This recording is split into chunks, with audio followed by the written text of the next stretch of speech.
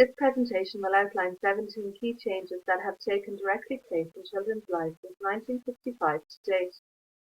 The changes are the result of many complex societal, cultural and historical issues.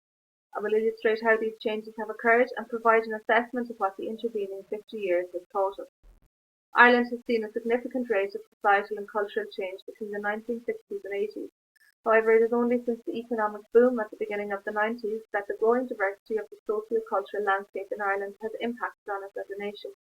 We now have a multiplicity of family models, two parents, single parents, remarried parents, adopted parents, and many more. Family sizes and structures have altered dramatically over the past 5 decades. In 1960, Ireland's total fertility rate stood at just below 4. This declined substantially during the 1970s, 80s and 90s, but bottomed out in 1999 at 1.89. One-third of Irish families are currently outside the traditional model of a married couple, both of whom are in their first marriage. Alternative family structures are now dominated by cohabiting couples and lone mothers. With the influence of the Catholic Church beginning to wane from the 1960s, this gradually led to a greater acceptance of children existing in more diverse family structures. The majority of children in Ireland traditionally were cared for within their own homes, primarily by their mother. Irish society tended to see the mother's place in the home. A report in 1972 urged mothers to stay at home with their child until the age of 3 and only return to work if they had a strong reason to do so.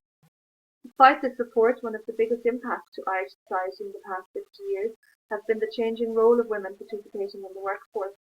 Ireland's entry into the EEC in 1973 influenced this greatly. This was aided by the lifting of the marriage bar in 1973 and formed part of the evolution of the way in which children were cared for. External care of children became a necessary consequence. In the absence of state provision, movements began from the early 1970s to provide preschool and childcare services on a community or private basis. Demand for such services grew in the preceding decades, and we saw a relative explosion of childcare services in the 90s, and the first equal opportunity childcare programme emerged in 1998. Prior to this, childcare services in Ireland had developed in an unplanned and piecemeal manner. It wasn't until 1996 that we saw any regulation of these services.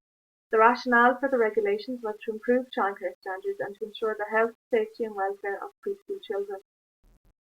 Professor Anthony Clare noted that the family home in Ireland in 1976 was a novitiate for violence. A more caring but still authoritative form of parenting has emerged from the banning of corporal punishment in schools. The principle of the Childcare Act, that the welfare of the child is paramount, has also heralded a change in attitudes towards the disciplining of a child. The 1960s saw an increased interest in children's education and a shift in focus from social expenditure to one of investment in society. Major curricular change occurred in 1971 with the introduction of the new curriculum. Play was an integral part of this curriculum. However, the economic recession of the 1970s impeded its implementation. In 2009, Ashta was published. This was the first acknowledgement from government that the early years needed a separate and specific curriculum. Shielta was published in 2006. It was designed to improve quality in ECCE practice.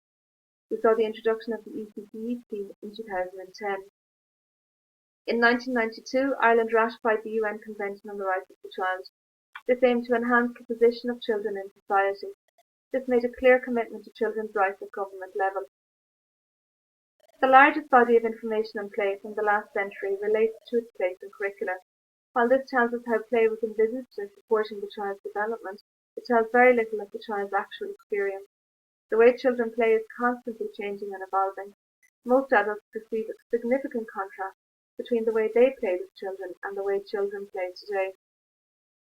Anecdotal evidence illustrates that play in the 60s, 70s and 80s was free, relatively unsupervised and in natural surroundings. Changes in the natural and built environment have resulted in a decreasingly child-friendly space with less open areas in which to play and explore. Increased traffic and stranger danger have resulted in parents becoming increasingly reluctant to allow children to play unsupervised. The increase of technology in society has coincided with increasingly sedentary lifestyles in children. Before the 1950s, the wireless was the extent of technology within the home. Since then, watching television has been the dominant form of technology, with increasing use of computers, mobile phones and game consoles in the last 20 years. This increased use of media can be partly attributed to parents' growing concerns with risk. Children's participation in society is seen to carry risks which parents attempt to control by restricting their movements to within the home, with media consumption serving as a means to regulate children's exposure to the perceived dangers of the outside world. Increasing parental concern for children's safety means that the range of places in which they play has shrunk. Traffic volumes, lack of green spaces, and fear of children being out without supervision contributes to a contraction of children's freedom. Previous decades saw youngsters meet outside their home and play in the street with whatever resources they had available to them. Now children arrange to meet their friends online to play. The past 25 years in Ireland has seen significant development in legislation pertaining to the needs and rights of children within society. While legislation has been nebulous in implementation, it has introduced important change in how children are perceived in Irish society. Children's lives have historically been affected by events outside of their control, such as changing family size, mothers entering the workforce, investment in education, and the evolution of play. Children have adapted and responded to these changes as only children can, but what has been prevalent from the past 50 years is the lack of the child's voice within society. The National Policy Framework for Children and Young People, Better Outcomes, Brighter Futures, aims to address this with a range of transformational goals, such as supporting parents and ensuring quality, among others. These points have been noted as significant areas of change in children's lives in the last 50 years. Can the government of today right the wrongs of the last 50 years in the next 5? It sounds ambitious, but remains to be seen.